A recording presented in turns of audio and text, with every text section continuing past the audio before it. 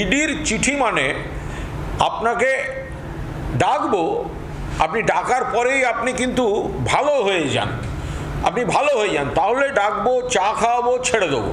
স্ত্রী এবং 2 ছেলের পর এবার মদন মিত্রকে তলব ইডির। পুরো নিয়োগ দুর্নীতিতে তলব করা হয়েছে ঘুষ নিয়ে 125 জনকে চাকরি দেওয়ার অভিযোগ কামারহাটির তৃণমূল বিধায়ক মদন মিত্রের বিরুদ্ধে। এর আগে আমরা দেখেছিলাম মদন মিত্রের স্ত্রী হাজরা দিয়েছিলেন, তার 2 ছেলে হাজরা দিয়েছিলেন, আর এবার মদন মিত্র।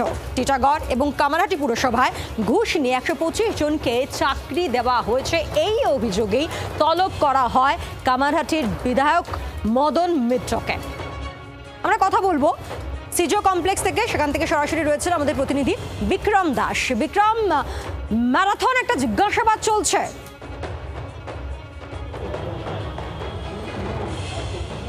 একেবারেই তাই, ম্যারাথন জিজ্ঞাসাবাদ চলছে প্রায় 4 ঘন্টা অতিক্রান্ত।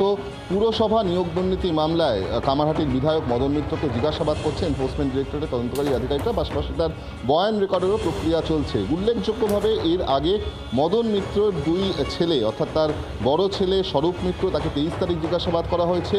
শুভরূপ মিত্র, মদন মিত্রের ছোট ছেলে, তাকে 22 তারিখ জিজ্ঞাসাবাদ করা হয়েছে। এমনকি মদন মিত্রের স্ত্রী অঞ্জনা মিত্র, তাকে 24 তারিখও জিজ্ঞাসাবাদ করা হয়েছে। এবার কিন্তু মদন মিত্রকে জিজ্ঞাসাবাদ করা হচ্ছে, যেটা আমরা এনফোর্সমেন্ট ডিরেক্টরেট সূত্রে জানতে পারছি যে 125 জনকে টিটাগড় পুরসভা এবং কামারহাটি পুরসভাতে বেআইনিভাবে নিয়োগ করা হয়েছিল অর্থের বিনিময়ে, যেই তদন্ত করতে গিয়ে মদন মিত্র এবং তার পরিবারের সদস্যদের নাম উঠে আসে এই মানি ট্রেলের তদন্তে।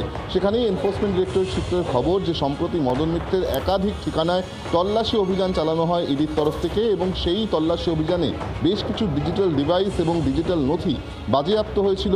সেই নথি এবং তথ্য প্রমাণ সামনে রেখেই আজকে মদন মিত্রকে জিজ্ঞাসাবাদ করছেন তদন্তকারী আধিকারিকরা। মূলত ইডি আধিকারিকরা জানতে চান যে এই নিয়োগ দুর্নীতির টাকা, পুরসভা নিয়োগ দুর্নীতির টাকা কোনো রকমভাবে মদন মিত্র বা তার পরিবারের সদস্যদের অ্যাকাউন্টে গিয়ে পৌঁছেছিল কিনা তা জানতেই এই জিজ্ঞাসাবাদ, এমনটাই এনফোর্সমেন্ট ডিরেক্টরেট সূত্রে আমরা জানতে পারছি। ধন্যবাদ বিক্রম। প্রায় 4 ঘন্টা অতিবাহিত হয়ে গিয়েছে, এখনো ইডির ম্যারাথন জিজ্ঞাসাবাদের মুখোমুখি মদন মিত্র। তবে আজ সিজো কমপ্লেক্সে ঢোকার আগে মদন মিত্রের গলায় শোনা গেল প্রধানমন্ত্রীকে নিয়ে ভূয়সী প্রশংসা।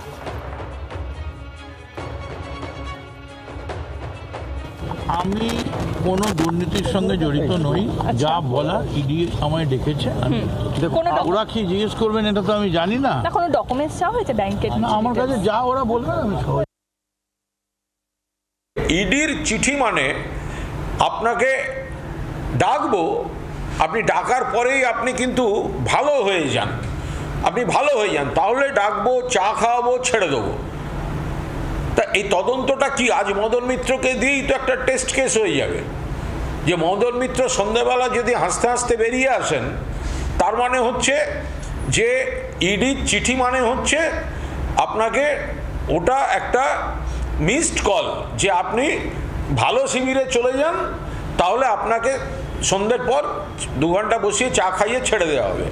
আর যদি কোনো কারণে ভগবান না করেন, বা ওটা ভগবানের ব্যাপার, আমি তো বলতে পারবো না, অন্য কিছু ঘটে, কড়া স্টেপের কিছু ঘটে, তখনই একমাত্র মনে হবে যে ইডি যেটা করেছে সেটা নিরপেক্ষভাবে সত্যি তদন্তের জন্য তদন্ত হচ্ছে। প্রশংসা নিন্দায় কিছু যায় আসে না, যে যা কর্ম করেছে তার ফল ভোগ করতে হবে। উনি যদি অন্যায় না করে থাকেন, ভয়ের কোনো কারণ নেই। আর এই যে অপরিসীম দুর্নীতি পশ্চিমবাংলায় রন্ধ্রে রন্ধ্রে, তার মধ্যে যে যুক্ত থাকবে সবাইকে বিচারের সামনে আসতে হবে। বাংলার আওয়াজ, বাঙালির আবেগ, জি 24 ঘন্টা।